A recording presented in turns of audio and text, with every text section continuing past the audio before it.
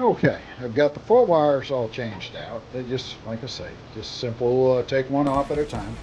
Really, probably the biggest problem a lot of people have is when you come down here to these wires, make sure they're tucked in out of the way so that when your cover goes on here, you don't crimp those wires on there. So you have to make sure that they're all clear and pushed back in out the way, and it should be fine. And after you do that, you got the switch put back in place.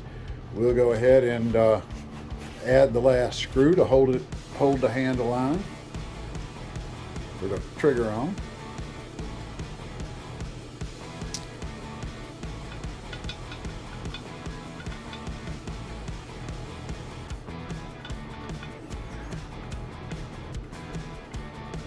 Check to make sure that it pulls all right. Looks like it's going to be good, and then we can go ahead and set the cover back on.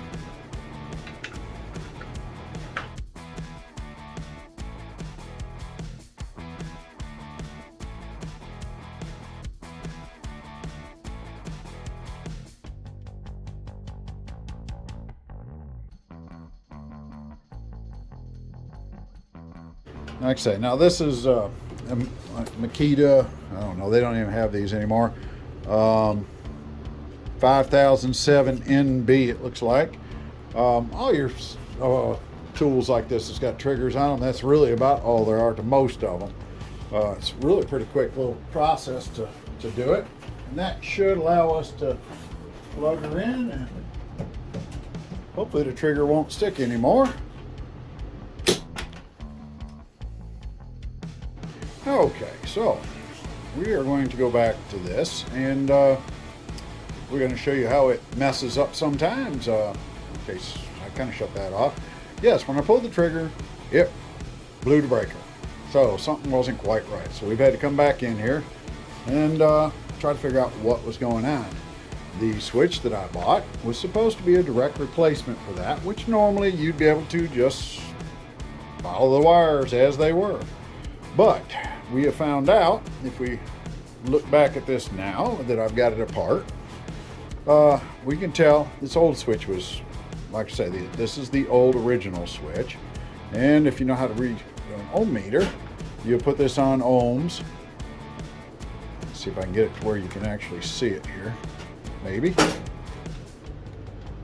And if you go across this, like I say, this switch was sticking to the on position. You see we have no continuity there across these two, and it wasn't designed to go across those two. It was designed to go from one end to the other. And you see we got continuity on that after we go end to end. And the same with the other side of the switch is end to end is our continuity. Like I say, the switch is on. Normally you'd have to push the trigger on here, but like I say, it's stuck. So we do realize that it does have on this one a 1 and a 2 and a 1 and a 2. So we know that the 1 and 1 go together, 2 and 2 go together. The new switch that we're putting in has no such numbers anywhere. And it's supposed to be a direct replacement. But if you do, like we were just testing the other one, end to end, we should have an open, which we do, and when you push the button, that should close and go to it, just like the other one was. But instead, this one is going across the two ends here, and when we push the button, it now has continuity. So what they've done is change these contacts around so that they're not end to end, they're side to side. So we'll have to take the wires and mix these up. We'll take one of the blue wires here. That means that instead of going across the two of them, one will be at one end of the switch, the other one will be at the other end of the switch, and then the same with the other. So we'll just have to swap the wiring around a little bit. So we'll go ahead and wire it all up and show you what it looks like when we got it put back together.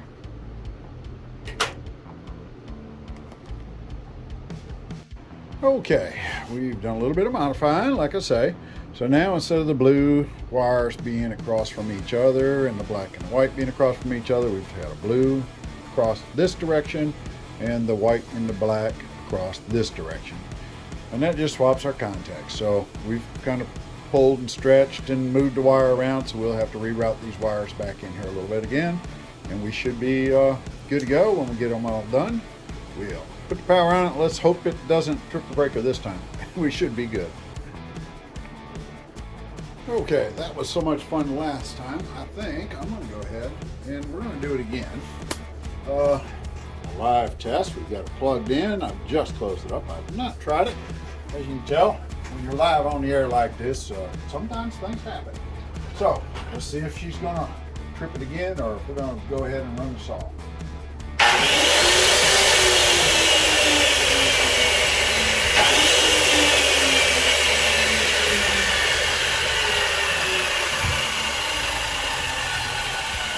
Okay.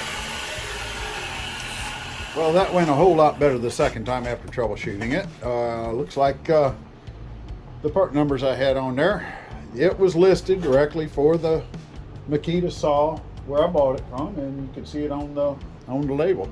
But for this particular one, that switch is not a direct replacement. Most of the time when you do a switch like this, it goes well and it's just a direct replacement, and everybody's happy with it. This one here didn't quite work that way. So anyways, it's a little bit more exciting when I have stuff like that happen. But we're able to fix it. Kind of know what to look for.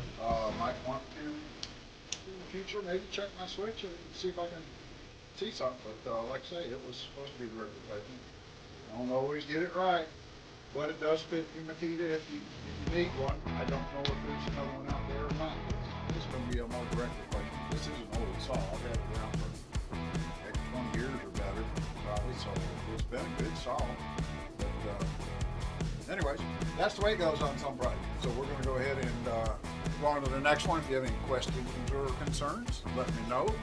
Hopefully the next project will go a little bit smoother than that. This should be a 10-15 minute job, swap out a switch as a general rule. But like I say, it doesn't always go as planned.